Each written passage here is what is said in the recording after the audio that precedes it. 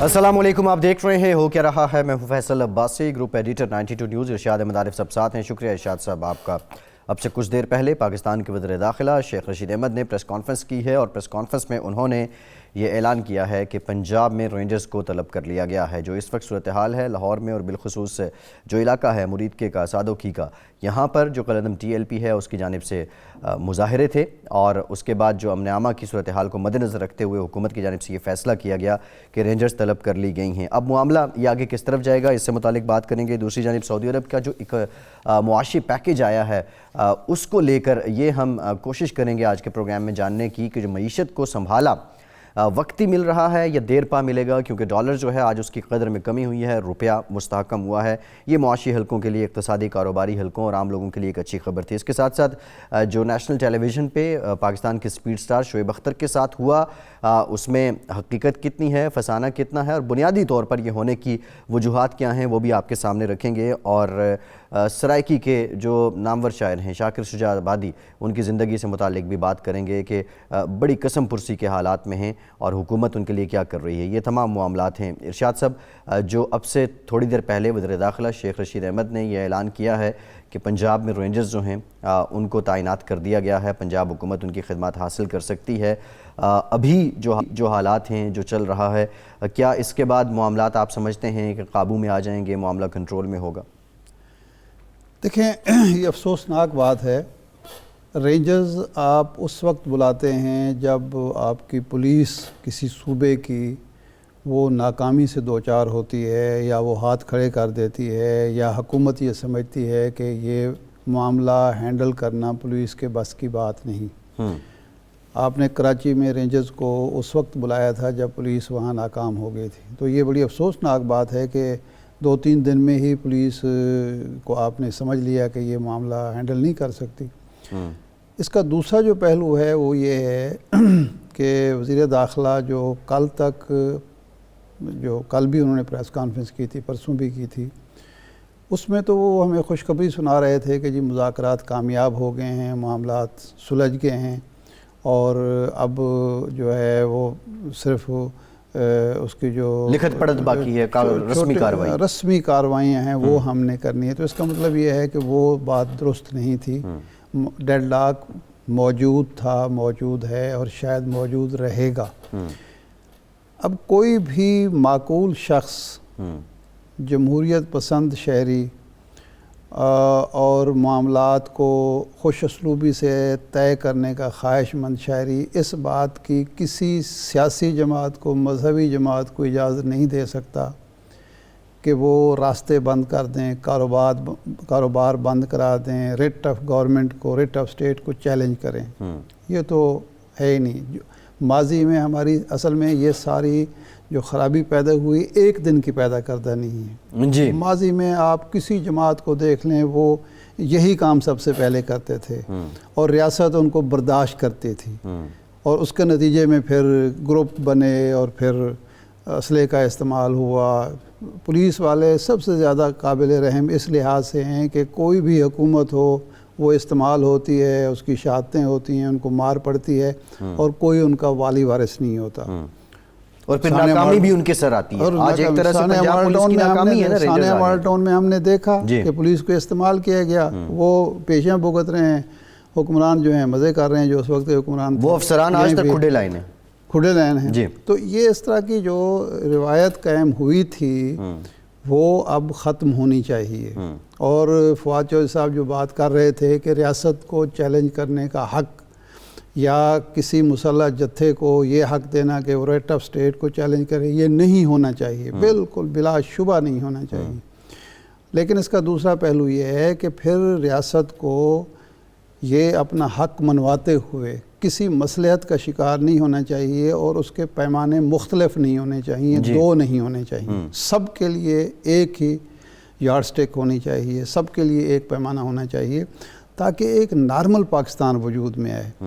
ये ना हो कि कभी किसी के हाथ में यरगमाल बना हुआ है, कभी किसी के हाथ में, कभी किसी सियासतदान ने जो है यरगमाल बनाया हुआ है, किसी मजहबी ग्रुप ने बनाया हुआ है, किसी लिसानी ग्रुप ने बनाया हुआ है, किसी नस्ली ग्रुप ने बनाया हुआ है। ये काम अब बंद होना चाहिए। और लेकिन एक बात मैं और भी कहूँगा जी کہ خان صاحب کو، عمران خان صاحب کو اپنے جو نادان مشیر ہیں ان کے بارے میں بھی سوچنا چاہیے کہ یہ ہر فرنٹ آپ کیوں کھولتے چلے جا رہے ہیں. جی، ہر روز ایک نیا فرنٹ آپ نے کھولا ہوتا ہے. یعنی اگر آپ کو عالمی سفارتکاری اور عالمی سیاست اور عالمی حالات کا ادراک ہے جی، اور آپ سمجھتے ہیں کہ ہم کس طرح کے دباؤ کا شکار ہیں، کس طرح کے چیلنجز کا شکار ہیں، تو پھر آپ کے فرنٹ محدود ہونے چاہیے، محاذ محدود ہونے چاہیے. اپوزیشن سے بھی لڑائی ہے، مذہبی جماعتوں سے بھی لڑائی ہے، اور اداروں کے ساتھ بھی آپ جو ہے وہ ملجھے ہوئے ہیں. یہ کام آپ نہ کریں. ارشاد صاحب ایک سوال یہ ہے، یکسو ہو کے پاکستان کو ایک نارمل پاکستان بنانے کے لیے، ایک مہذب جمہوری پارلیمانی ریاست بنانے کے لیے جو بھی تقاضے ہیں وہ پورے کریں. اور پھر آپ یہ نہ دیکھیں کہ یہ میرا ہے، یہ اپنا ہے، یہ پرایا ہے.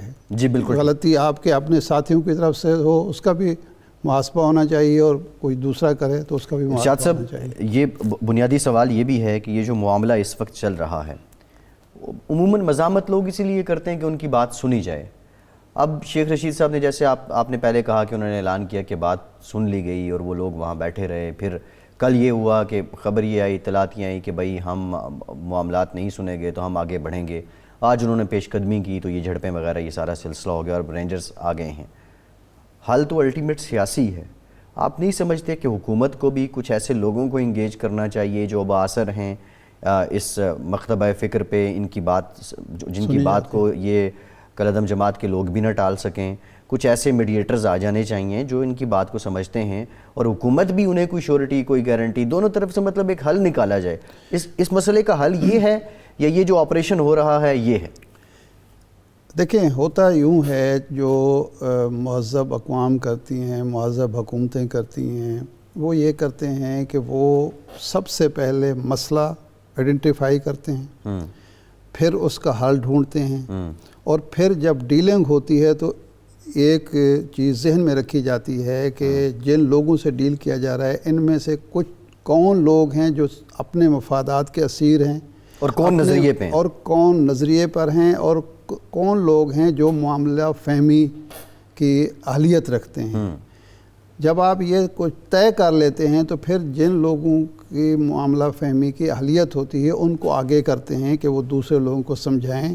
اور جو ضد ہٹ دھرمی کریں، جو ڈٹے ہوئے ہوں اپنے غلط موقف پر، غلط ایجنڈے پر، یا جن کے تانے بانے پیچھے سے کہیں اور ملتے ہوں، پیچھے سے ڈوریاں ہلائی جا رہی ہوں، ان کو پھر آپ ٹارگٹ کرتے ہیں، اور ٹارگٹ کرنے کے بعد ریاست آہنی ہاتھ کے ساتھ جو ہے وہ اپنا ان کو ڈیل کرتی ہے. ریاست ماں جیسی ہوتی ہے، لیکن کبھی کبھی ریاست کو باپ بن کر بھی ڈیل کرنا پڑتا ہے. تو لیکن ہر وقت ڈنڈا چلانا بھی، اس وقت شیخ صاحب نے پرسوں ترسوں جب پریس کانفرنس کی کہا کہ ریاست کا کام ڈنڈا چلانا نہیں ہے، لیکن آج وہ کہہ رہے تھے کہ ڈنڈا چلائے بغیر کر.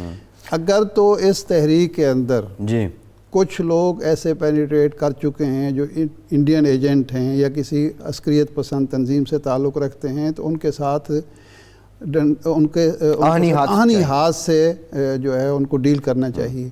لیکن یہ موقع کیوں دے رہے ہیں آپ؟ دشمن جو ہے، کل حسن اقبال صاحب نے بڑی خوبصورت بات کہی کہ دیکھیں دشمن تو ہر وقت اس کا کام ہی سازش طاق میں ہوگا کہ کوئی نہ کوئی موقع ملے اور وہ کسی تنظیم کے ذریعے، کسی گروہ کے ذریعے، کسی نسلی یا لسانی اکائی کے ذریعے اپنا ایجنڈا سامنے لائے. ہم وہ موقع کیوں دیں؟ اور یہ بات ان لوگوں کو بھی سمجھنی چاہیے جو ناموس رسالت کے نام پر احتجاج کر رہے ہیں صلی اللہ علیہ وسلم، کہ آپ استعمال نہ ہو جائیں یا استعمال نہ ہو رہے ہوں. اور ایک چیز جو ہمارے مذہبی رہنماؤں کو اور مذہبی کارکنوں کو سمجھنی چاہیے کہ ریاست کو سمجھیں. وہ ریاست بہت بڑی نعمت ہے کسی قوم کے لیے، انسانوں کے لیے. مدنی زندگی اور مکی زندگی کا جو فرق ہے وہ یہی ہے کہ وہاں ایک ریاست قائم ہوئی اور مسلمانوں نے پھر وہ آگے بڑھے. اور ریاست کشمیریوں سے پوچھیں، فلسطینیوں سے پوچھیں کہ ریاست کی کیا اہمیت ہے.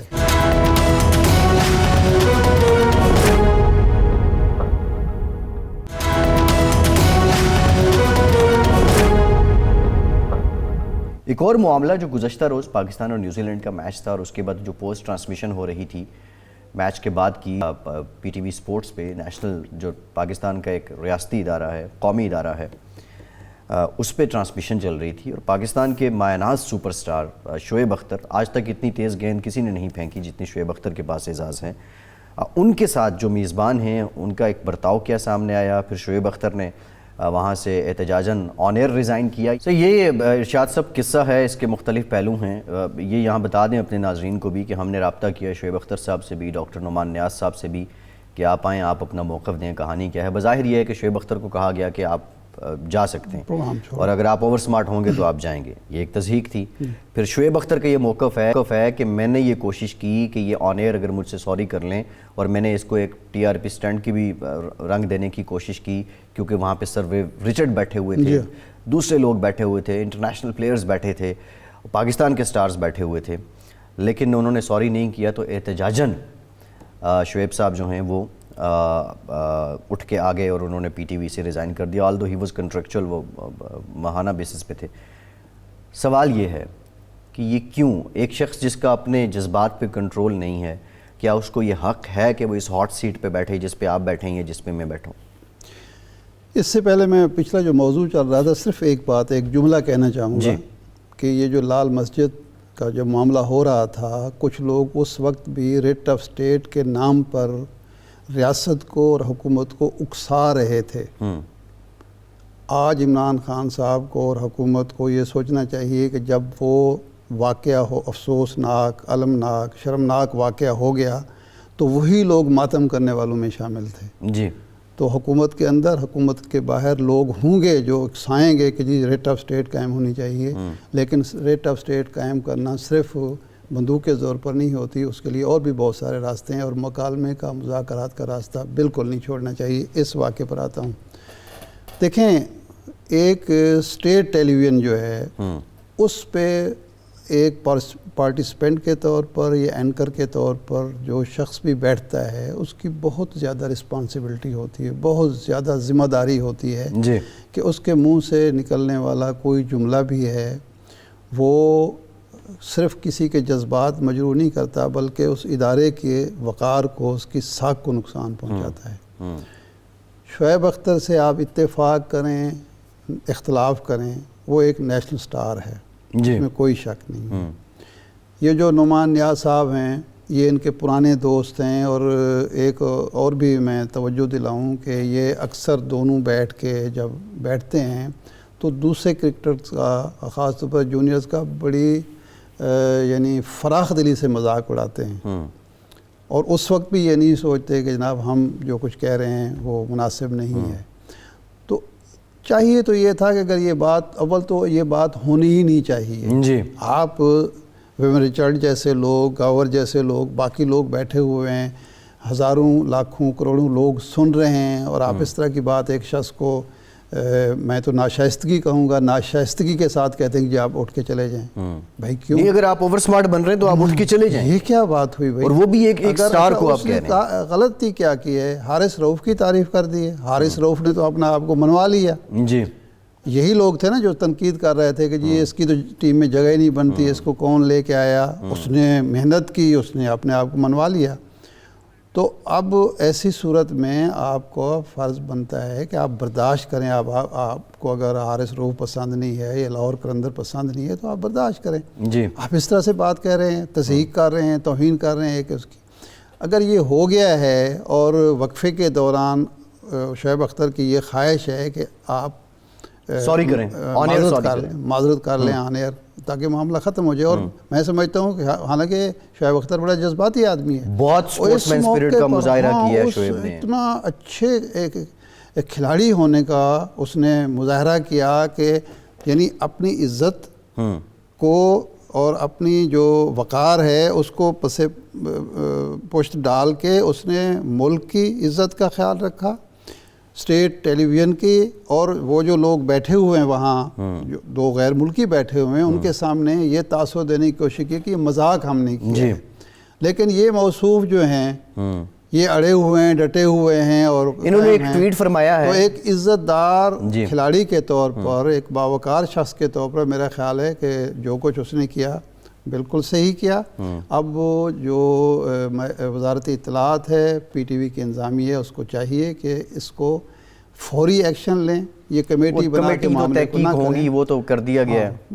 سب کچھ آن ایئر ہوا ہے تو اس میں کون سی تحقیق والی کون سی بات ہے؟ لوگ 10 آدمیوں سے پوچھ لیں, ویور سے پوچھ لیں کہ یہ کیا ہوا ہے, سب بتا دیں گے کہ موصوف نے غلطی کی ہے. بالکل ایسے ہے. شاہ صاحب شعیب بڑے اپسیٹ بھی ہیں, ادروائز وہ ان سے کوئی سوال پوچھو ہی رسپونڈ, لیکن وہ جتنے بھی ہمارے دوستوں نے رابطے کیے ہیں ان سے کسی سے بھی رابطے میں نہیں آ رہے ہیں. خیر ایک بریک لیتے ہیں اور بریک کے بعد ذکر کریں گے جو سعودی عرب کی طرف سے امداد آئی ہے, معاشی پیکیج آیا ہے, وہ کتنے ٹائم تک پاکستان کی معیشت کو سنبھالا دے پائے گا. ہمارے ساتھ رہیے.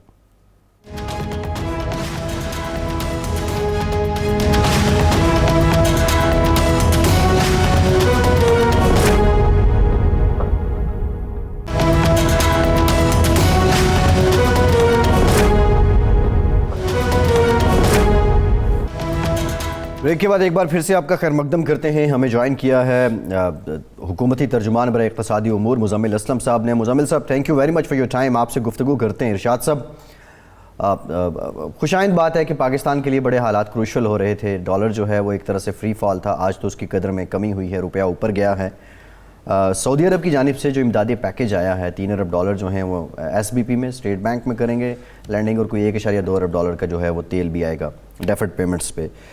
یہ ریلیف وقتی ہے یا آپ سمجھتے ہیں ارشاد صاحب 5-6 مہینے نکل ہی جائیں گے؟ دیکھیں یہ تو بنیادی طور پر ہم پوچھیں گے مزمل اسلم صاحب سے, لیکن 2 چیزیں ہیں. یہ ایک ایسے وقت میں ہمیں ریلیف پیکیج ملا ہے یا دوستوں نے مدد کی ہے جب IMF کے ساتھ ہمارے جو مذاکرات ہیں وہ تعطل کا شکار ہیں, اور FATF میں بھی ہم پھنسے ہوئے ہیں. امریکہ کے ساتھ معاملات درست نہ ہونے کی وجہ سے ساری مشکلات کا ہم شکار ہیں. تو پوچھنا یہ پڑے گا یا سوچنا یہ پڑے گا کہ سعودی عرب نے پرانی دوستی کی لاج رکھی ہے یا کوئی نئی امید رکھی ہے, کوئی نئی امید ہم سے رکھی ہے کہ جو باتیں ہم امریکہ بہادر کی نہیں مان رہے تھے, وہ ڈائریکٹ نہیں مان رہے تھے, ان کے لوگ مایوس تھے, ہم ایبسلیوٹلی ناٹ کہہ چکے تھے. تو اب کوئی سعودی عرب کے ذریعے تو ہم کوئی آمادہ نہیں ہیں اپنی مشکلات پر قابو پانے کے لیے, دوستوں کی کوئی فرمائش پوری کرنے کے لیے. ایک تو پہلو یہ ہے. دوسرا یہ ہے کہ 3 سال حکومت کو ہو گئے. 3 سال پہلے بھی ہم نے IMF میں جانے سے پہلے یہ سارا کچھ کیا, لیکن 3 سال میں ہماری معیشت سنبھلی نہیں ہے, اپنے پاؤں پر کھڑی نہیں ہو سکی ہے. آج بھی ہم اسی طرح کی مشکلات کا شکار ہیں کہ 3 سال کے بعد IMF کا پیکج لینے کے باوجود ہمیں دوستوں سے مدد لینی پڑ رہی ہے. تو کیا آئندہ بھی ہم اپنا گھر ٹھیک نہیں کریں گے, اپنے معاملات درست نہیں کریں گے اور اسی طرح کشکول اٹھا کے پھریں گے, یا کوئی ہم نے یہ طے کیا ہے کہ جی بس یہ آخری دفعہ ہمارا کشکول اگر بھر گیا تو اس کے بعد دوبارہ یہ ضرورت نہیں پڑے گی؟ مزمل اسلم صاحب, یہ جو ہمیں امداد ملی ہے اس کی کیا شرائط ہیں, اور کیا یہ متبادل ہے IMF کے پلان کا؟ IMF سے جو ہمیں کچھ نہیں مل رہا تو اس کا متبادل ہم نے یہ ڈھونڈا ہے. دیکھیں جی, پہلی بات تو یہ کہ آج وزیر خزانہ مشیر خزانہ نے حماد اظہر صاحب کے ساتھ صبح ایک پریس کانفرنس کی تھی اور اس میں یہ سوال اٹھا تھا, اور انہوں نے جو ہے کلیئرلی یہ بات مینشن کی تھی کہ اس کا اور IMF پروگرام کا کوئی تعلق نہیں ہے. اس کے بعد کسی ایک صحافی نے سوال کیا تھا کہ اچھا پھر آپ IMF پروگرام کی کیا ایشورنس دیتے ہیں کہ یہ ہو جائے گا کہ نہیں ہوگا؟ تو جو مشیر خزانہ ہے انہوں نے یہ بولا کہ جی میں ایشورنس دیتا ہوں کہ IMF کا پروگرام بھی ہو جائے گا, ہماری کچھ 1-2 چیزوں پہ بات چیت رہ گئی ہے, وہ مکمل ہونے کی دیر ہے, یہ چیز ہو جائے گی. تو یہ تو آج انہوں نے ان کے الفاظ تھے. دوسری بات جو ہے جو آپ نے کہی کہ ہماری معیشت اپنے پیروں پہ کھڑی نہیں ہو رہی اور ابھی بھی ہمیں بیرونی امداد کی ضرورت ہے. دیکھیں اگر آپ ابھی امریکہ کی خبریں پڑھیں, دنیا کا اس سے زیادہ امیر ملک اور طاقتور ملک نہیں ہے. ابھی آپ نے سنا ہوگا کہ پچھلے دنوں انہوں نے کہا کہ جی وہ ان کی حکومت کو مزید قرضہ نہیں مل رہا, ان کی لمٹ ختم ہو گئی ہے اور امریکہ ڈیفالٹ ہو جائے گا اور تنخواہ کو پیسے نہیں ملیں گے. تو ٹیمپریری اس کو اٹھا کر جو ہے دسمبر تک کر دیا ہے. پھر اس کا دنیا کی سب سے جیسے کہتے ہیں امیر ترین معیشت ہے جاپان, اس کا جو debt to G D P ہے وہ بھی بہت ہائیسٹ ہے. ٹھیک ہے, تو ہمیشہ جو اسٹیٹ ہوتی ہے نا وہ ہمیشہ خسارہ ہی کر رہی ہوتی ہے, میجورٹی فسکل سائڈ پہ, میں کرنٹ اکاؤنٹ کی بات نہیں کر رہا. پاکستان نے جو پچھلا سال ہے وہ تو اس نے جسے کہتے ہیں کہ حیران کر دیا سب کو, کہ پچھلے سال جب کرونا تھا تو ہماری نہ صرف گروتھ آئی بلکہ ہمارے جو قرضے کے حجم ہے, دیکھیں قرضے کا جو حجم ہمیشہ دیکھا جاتا ہے وہ جی ڈی پی کے تناسب سے دیکھا جاتا ہے, اس میں 3% کمی آئی, پوری دنیا میں جو ہے 10 سے 15% اضافہ ہوا. پھر اسی ابھی میں نے آپ کا بھی ابتدائیہ سنا اور فیصل صاحب کا بھی سنا, اس میں انہوں نے بولا کہ جی ہمارے حالات بہت خراب ہو, تب ہم نے واپس جا کے جو ہے سعودی عرب سے پیسے لیے.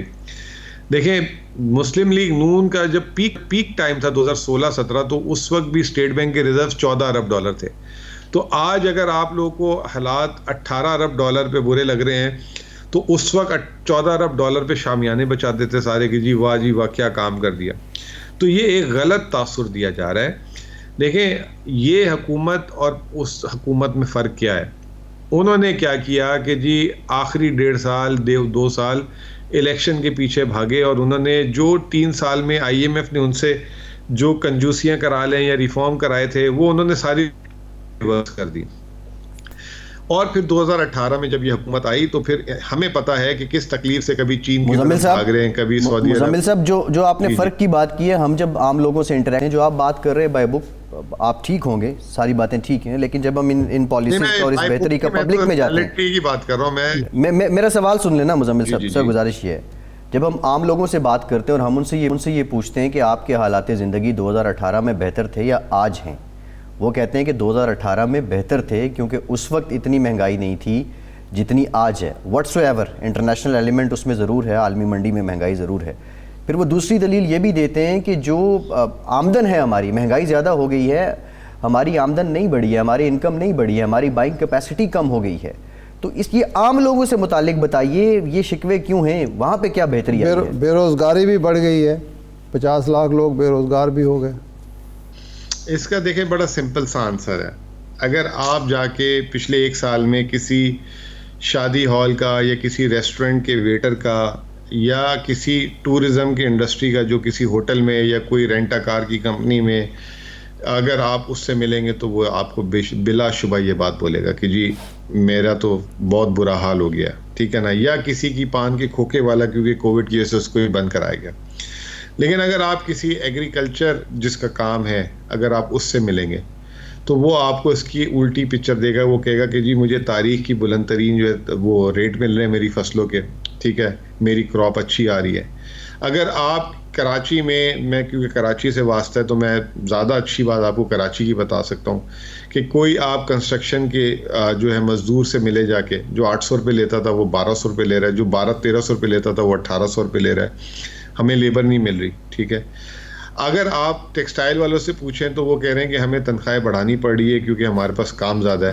آپ سند دیکھ لیں ابھی 2 مہینے کا, پچھلے سال تو 15% تھا سب کے کورونا کی وجہ سے. مزمل صاحب جو 1300 لے رہا ہے نا, وہ اگر 90 روپے لیٹر پیٹرول ڈلواتا تھا تو آج 136-37 روپے ڈلواتا ہے. ایک بات, اس کا بل اگر پہلے 500 آتا تھا تو آج 1200-1300 روپے آتا ہے.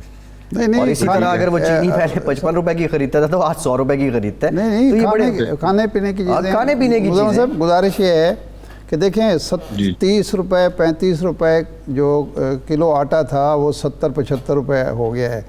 اچھا, دیہات کا میرا اپنا بیک گراؤنڈ دیہاتی ہے. میرے ایک دوست پچھلے ہفتے بتا رہے تھے کہ پچھلے سال میں نے 200 ایکڑ زمین کاشت کی تھی گندم. 300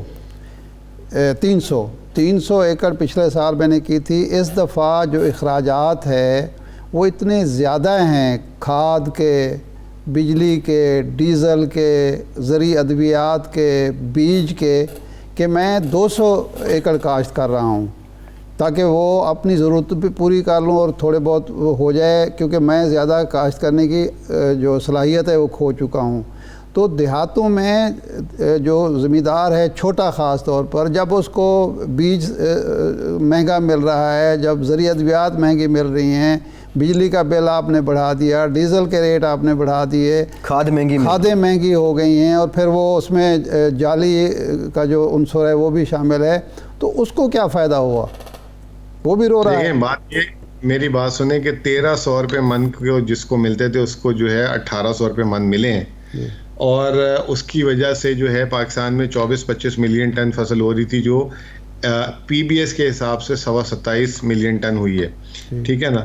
ابھی آپ یہ خریف کراپ جو ہے ابھی آپ کی جو کٹنے آ رہی ہے، آپ صرف اس کی مثال لے لیں تو وہ جو ہے اس وقت ساری کی ساری جو ہے بمپر کراپ آ رہی ہیں، چاہے شوگر کین ہے، چاہے جو ہے چاول ہے، چاہے وہ جو ہے کپاس پچھلے سال آپ کو پتہ ہے ٹڈی دل کی وجہ سے خراب ہو گئی تھی، وہ بھی اچھی آ رہی ہے، اور گنا آج ہی ہماری میٹنگ ہوئی ہے اور ہمیں بتایا گیا ہے کہ اس سال جو ماشاءاللہ گنے کی فصل آئی ہے پاکستان کے لیے اگلے 2 سال جو ہیں وہ بہترین ہوں گے چینی کے۔ اچھا، اب آپ کو میں تھوڑا سا ایک کریکٹ کر دوں کہ جو 75 روپے کلو آٹا ہے نا، دیکھیں 3 قسم کے آٹے ہوتے ہیں، ایک جو ہوتا ہے جو نارمل ایک عام آدمی کھاتا ہے، وہ آٹا جو ہے پورے پنجاب اسلام آباد میں 55 روپے کلو مل رہا ہے، کیونکہ حکومت 1950 روپے کے حساب سے بیچ رہی ہے۔ تو اب صرف سندھ میں جو ہے، کراچی میں خود ادھر سے ہوں، وہاں اور پورے پاکستان کا جو ہے، پورے پاکستان سے مطلب کے پی اور پنجاب سے جو ہے 400 روپے کا فرق ہے۔ تو جو کہنے کا مطلب یہ ہے کہ ابھی جو پوری دنیا میں مہنگائی ہو رہی ہے، اس مہنگائی کو سامنے رکھتے ہوئے جہاں حکومت کا بس چل رہا ہے، حکومت جو ہے کوشش کری ہے، کیونکہ ہمارے یہاں غریب لوگ عام آدمی ہیں، اس کے کھانے پینے کے اخراجات زیادہ ہیں، تو وہ جو ہے پرائسز میں استحکام لایا جائے۔ جو آپ سے میں ایگری کروں گا، اور بالکل جیسے کہتے ہیں ڈنکے کی چوٹ پہ ایگری کروں گا، جو تنخواہ دار طبقہ ہے جو شہروں میں رہ رہا ہے، اور ان کی تنخواہیں اور مہنگائی، اس کا تناسب جو ہے وہ خراب ہوا ہے۔ لیکن جس کا کہیں پہ بھی، جیسے میں نے آپ کو کہا زراعت سے ریلیٹڈ، انڈسٹری سے ریلیٹڈ، دیہڑی دار، ان سب نے جو ہے بہتر پرفارم کیا ہے۔ اس کی وجہ سے آپ یہ دیکھ لیں کہ دیکھیں، آپ پیٹرول حکومت تو نہیں خریدتی نا، پیٹرول کی آل ٹائم ہائی سیل، ابھی آپ نے کہا فرٹیلائزر کی آل ٹائم ہائی سیلز، ٹھیک ہے، گاڑیاں جو ہیں آل ٹائم ہائی سیلز پہ آ گئی۔ تو یہ تمام چیزیں بھی تو عام لوگ ہی استعمال کر رہے ہیں نا، یہ حکومت کے استعمال میں نہیں ہے۔ میں آپ کی بات، جیسے میں نے سٹارٹ کیا، یہ ڈیپینڈ کرتا ہے کہ آپ کس سے بات کر رہے ہیں۔ اگر جو وہ اس طرح کا ریسٹورینٹ اور اس طرح کی سروس شادی ہال یا ویٹر تھا، وہ بیچارہ پھنسا ہے۔ اگر آپ تنخواہ دار سے بات کر رہے ہیں، میں آپ سے ڈس ایگری نہیں کروں گا، نہ میں آپ سے اس پہ کوئی دلیل دوں گا۔ اچھا مزمل صاحب، یہ فرمائیں کہ یہ جو ہمیں $3 ارب ملے ہیں پارکنگ کے لیے، اور 1 ارب 20 کروڑ کا ہمیں ڈیفر پیمنٹ پہ آئل ملا ہے، تو یہ بالکل غیر مشروط ہے، اور اس کا کوئی تعلق جو ان کے دوست ہیں سعودی عرب کے، ان کے ساتھ کوئی نہیں ہے، ہم نے کوئی فرمائش کسی کی پوری نہیں کرنی۔ دیکھیں، میں تو آپ کو صرف اس کی وہ بتا سکتا ہوں جو ہمیں فائنانس منسٹر صاحب نے آج سب میڈیا کے سامنے بتایا، کہ یہ جو ہے نہایت ہی سستے نرخ میں 3.2% میں لون ملا ہے، یہ جو ہمیں ڈپازٹ ملا ہے، اور آئل فیسلٹی ہمیں 1 سال کے لیے ملی ہے۔ بہت شکریہ آپ کے وقت کا، ہمارے ساتھ موجود تھے ترجمان خزانہ مزمل اسلم صاحب۔ اور اوور ویلیو جب ہوتا ہے روپیہ، تو پھر اسی سے متعلق جو لوگ کہہ رہے ہیں کہ یہ فری فال ہے، وہ دلیل یہی دے رہے ہیں۔ ایک بریک لیتے ہیں اور بریک کے بعد ذکر کریں گے کشمیری آج دنیا بھر میں یوم سیاہ منا رہے ہیں، ہمارے ساتھ رہیے۔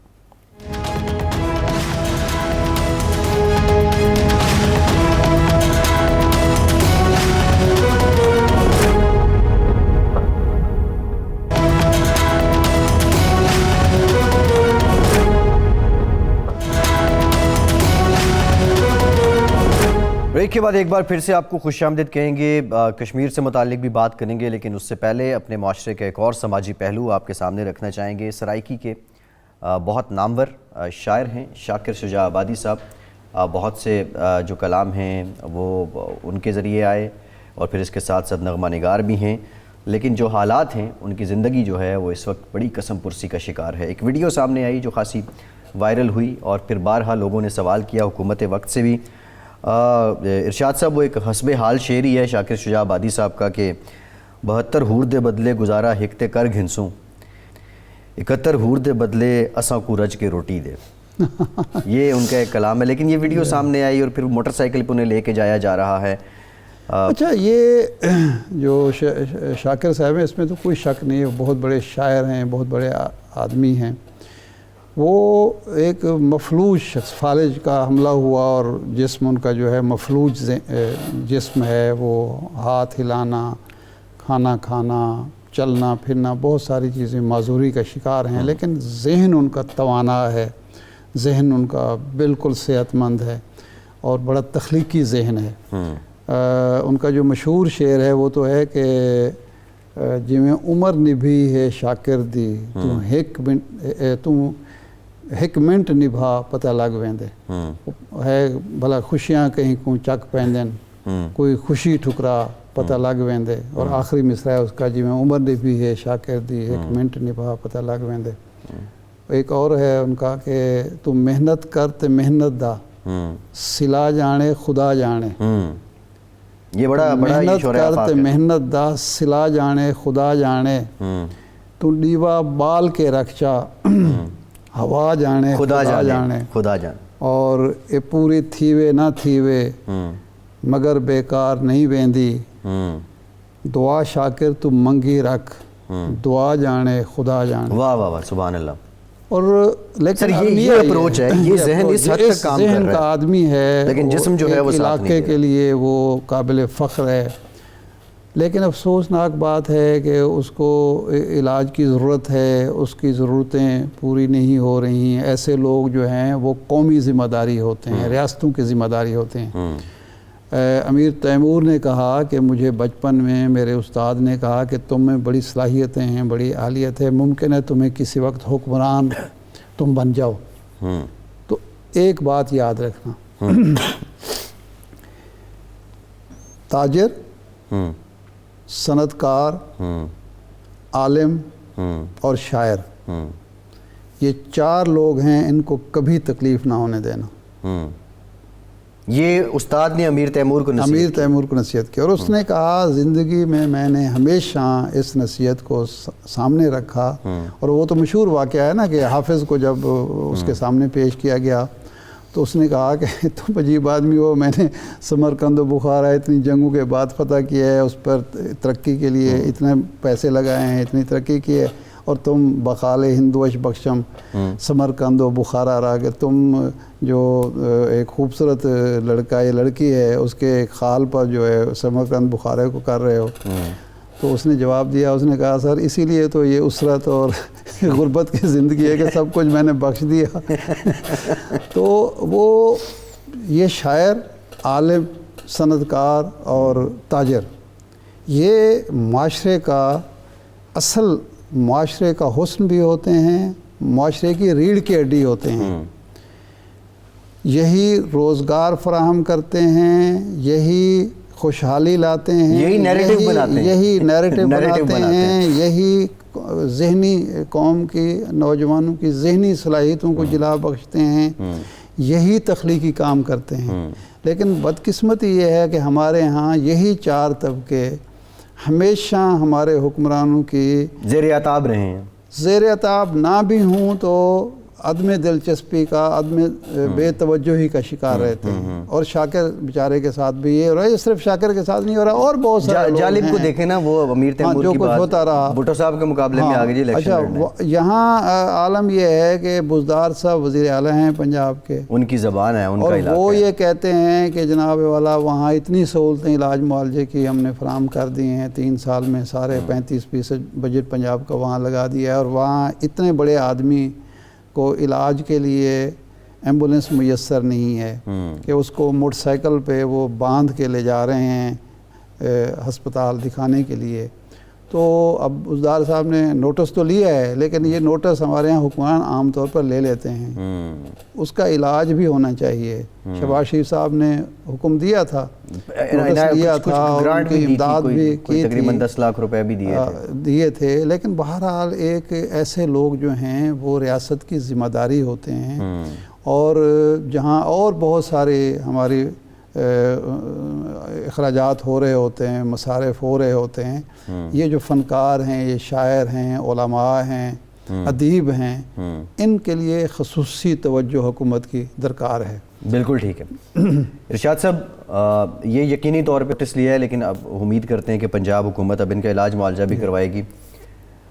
تقریباً 73 برس ارشاد صاحب ہو چکے ہیں، کشمیر میں جو غاصبیت ہے، جو بربریت ہے، جو غیر قانونی طریقے سے بھارت قابض ہے، دنیا بھر میں کشمیری یوم سیاہ منا رہے ہیں۔ پاکستان نے آج بھی اظہار یکجہتی کیا ہے۔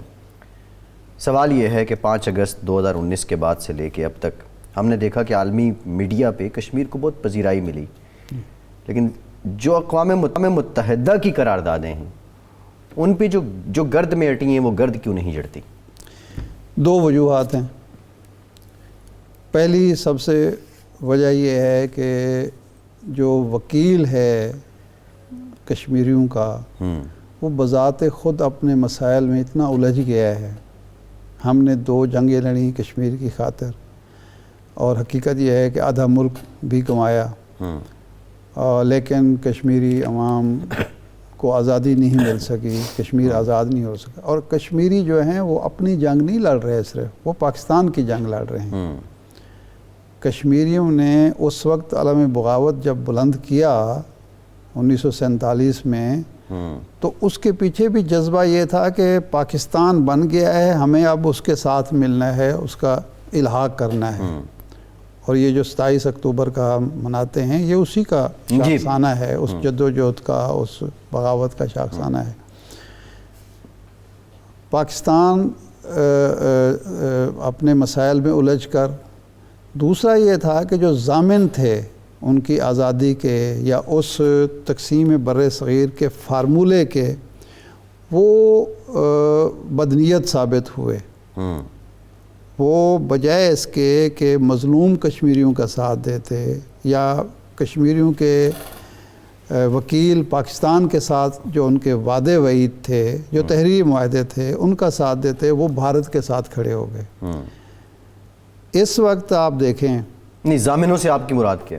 اقوام متحدہ ضامن تھی، امریکہ ضامن تھا، یو کے ضامن تھا، یہ جو کمیشن بنتے رہے، یہ جو سیکیورٹی کونسل میں ہر سال مسئلہ اٹھتا تھا، تو یہ ضمانت فراہم کرتے تھے۔ 65 کی جنگ جب ہوئی، کشمیر کے معاملے پہ ارشاد صاحب بڑی بدقسمتی یہ بھی نہیں کیا کہ جو برادر اسلامی ممالک تھے وہ بھی، ان کا بھی پلڑا بھارت کی طرف، جھکاؤ بھارت کی طرف، وہ بھی ہے، لیکن اس کی ذمہ داری جو ہے ساری ان پر نہیں ڈالی جا سکتی۔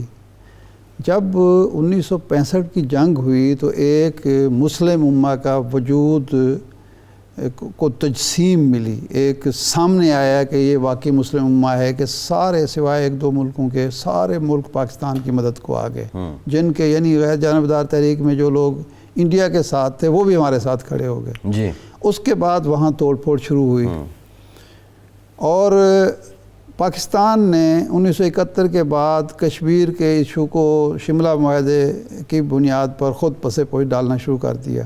ایک تو یہ وجہ بنی۔ دوسری وجہ یہ بنی کہ جب مسلم برادری نے یہ دانہ چگا امریکہ کا کہ جی یہ جو عقیدہ ہے، یہ جو نظریہ ہے، یہ جو مسلم برادرہوڈ، یہ بے معنی چیز ہے، اصل میں مفادات ہوتے ہیں ریاستوں کے، اصل میں تو یہ مالی توانائی اور اقتصادی اور معاشی خوشحالی ہی بنیاد ہوتی ہے۔ تو ہم نے بھی یہی راگ لپنا شروع کر دیا، اور سب نے شروع کر دیا۔